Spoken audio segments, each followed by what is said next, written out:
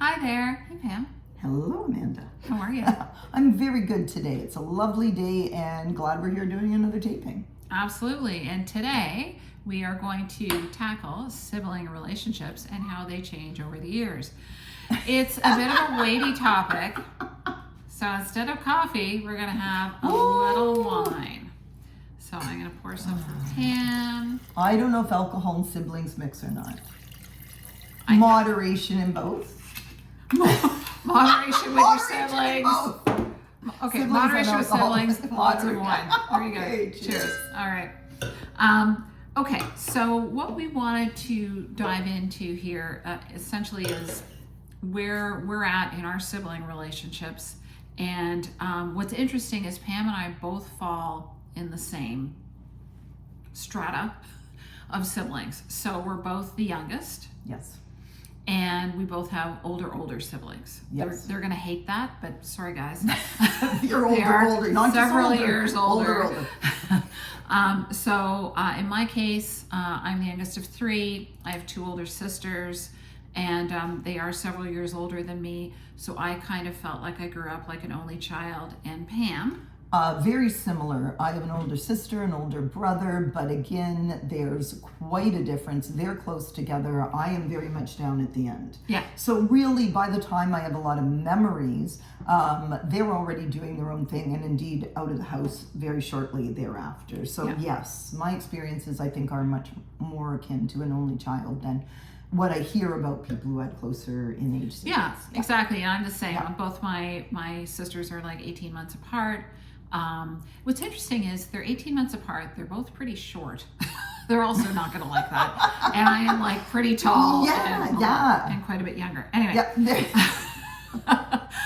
So one of my experiences, if we're going to talk about, the Wayback Machine, is my eldest sister and I, when I was quite young, like 6, 7, 8, 9, let's say, we were very, very tight. And she used to take me everywhere. And I was like her little buddy, and I even went on dates with her and stuff. So we had this close relationship. And then as I got older, and of course she moved out, she went to school, she moved out of the house, and then eventually she moved to Toronto. I was still in Ottawa, and so we kind of, I love her dearly, but we kind of drifted apart, I feel, a little bit. And my middle sister and I, again, love you, but we were just never super close. Mm-hmm. And I would say at this point in time, we chat, but we're not super close. So I think my experience is a bit different in that I wouldn't say when I was younger I was particularly close to my siblings. The age difference in my family, I think, made a significant impact on how much we saw each other and how much we did together.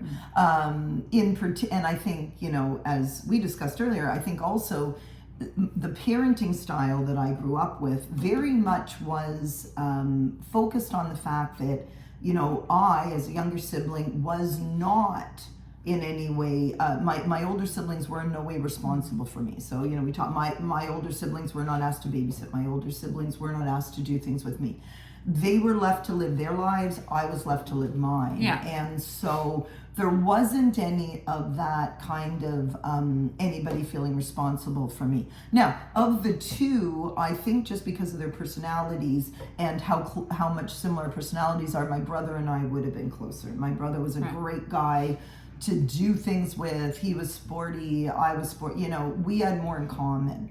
And I think he genuinely enjoyed having a younger sibling. My sister had her own life, and because of her personality and her pursuits, we simply didn't cross over very much. Not that there was any animosity, and that's, I guess, the next thing we were going to touch on.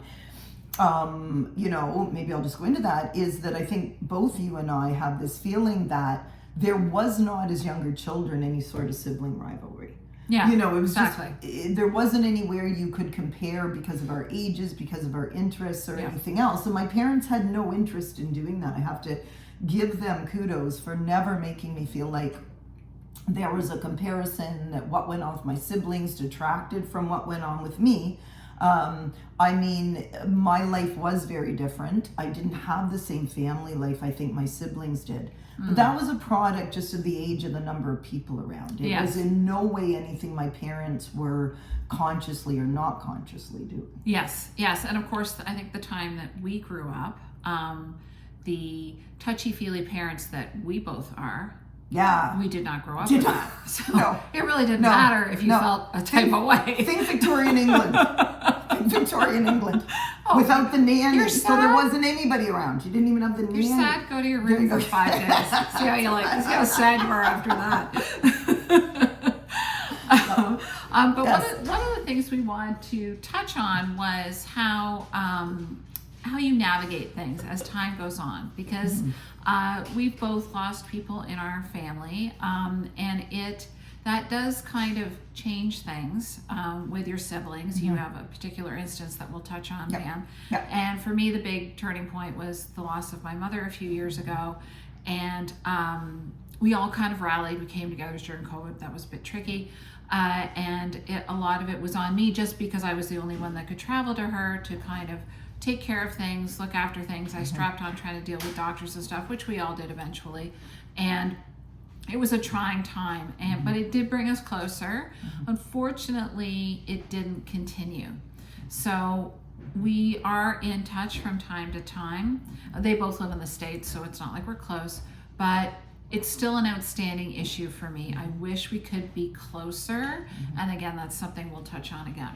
Yeah, and I think in my case, I think as I grew older, my sister and I did become closer. I think it took time, but we ended up geographically in the same place, which is Right. not the issue with you. So Right. eventually we ended up geographically in the same place. Eventually we ended up, both having children, hers obviously being older, but so as I grew older, that age difference obviously condenses for the relevance of it. Yeah. And we did actually become closer, and I was very lucky about that. My brother and I think because of the nature of our relationship, managed to stay connected, but he has lived, as in your case, we have, for the last 35, 40 years have been a very long distance apart. So, we try, but it's been a real challenge. Yeah. So I lost my sister 3 years ago, and that has had obviously a profound impact. Right. I think the loss of our parents, I lost my mother and my sister about a year and a half apart. So that was It's huge. a real condensing of that feeling, I think, that you're describing with the loss of your mother, which is, this is the family we've got left. Yeah. Right? And especially when you have the full passing of that older generation, right? When you got both of your parents gone, this is now the generation you've got. And I think certainly for both my brother and I, it's hard to know if it was my mom's passing or my sister's passing, but to me, there's been a fundamental shift in the amount of commitment we both have to our relationship. Which Right? I Fundamental absolutely love that, and I've been Yeah. hearing the stories. You guys do Absolutely. get together. He's Yes. always on conferences. Yeah. You go with him. I Yeah. think that is Yeah. so amazing, Yeah. and it's a great way for you guys to have time alone together. Yes. And to bond, whether you're talking about deep-seated things or not. It's the time. Yes. And the bonding. Yes. And that's something that I would definitely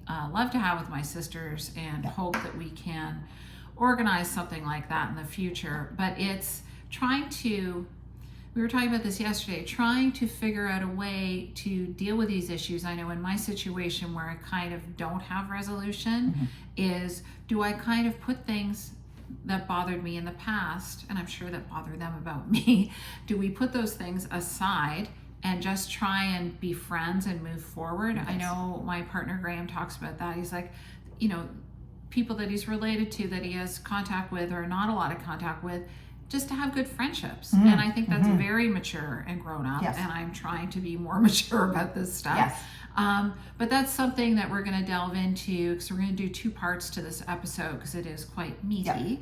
Yeah. Hence the red wine. goes well. We need goes well no with me. coffee today. So we are going to try and delve into some of the strategies that we've come across, that we've heard about through friends, as to how you deal with this stuff going forward. Right. And I think the reason we wanted to deal with this topic, and it's taken us some time, because we wanted to make sure we thought about it, is because I would say this is an issue I hear about all the time from my friends of our age. And I think it's because at this point in our lives, there's the things that are happening that we've just discussed. You're losing the older generation. You could be losing siblings. I hope not, but you might be. But also you're dealing with issues with your siblings. Sometimes it's aging parents. I've been through that with my siblings because my parents ended up needing quite a bit of support in their older age. So we went through that together. Sometimes it's issues of an estate. Yes. Right? It's issues of things when someone passes. There are unresolved issues which get brought up. Yes. In the grief of parents passing, oftentimes that's one of those times that things just bubble up that, as you're talking about, have been suppressed. So I think this is an important thing. And I think also it is a time we need to get those things addressed. I think we're getting to the age where you can't keep pushing it down the road. Yes. Right? You can't just keep pushing it. Things are going to change, whatever. It's time to kind of think about those things and maybe make some decisions about what the most skillful way to deal with them is. Yes, exactly. Yeah. And so that leads into, we hope you join us on our next episode, which will deal with some strategies and some experiences that we've had, that we've discussed with friends. And as always, we really appreciate you tuning in. We look forward, I can hear my dog barking at the back door as we segue to our ending. And yes, we love your comments, and obviously we'll have more comments, I think, with our next episode as we discuss strategies, and we look forward to seeing you. Cheers. And see you next time on Women with Good Chat. Chat soon.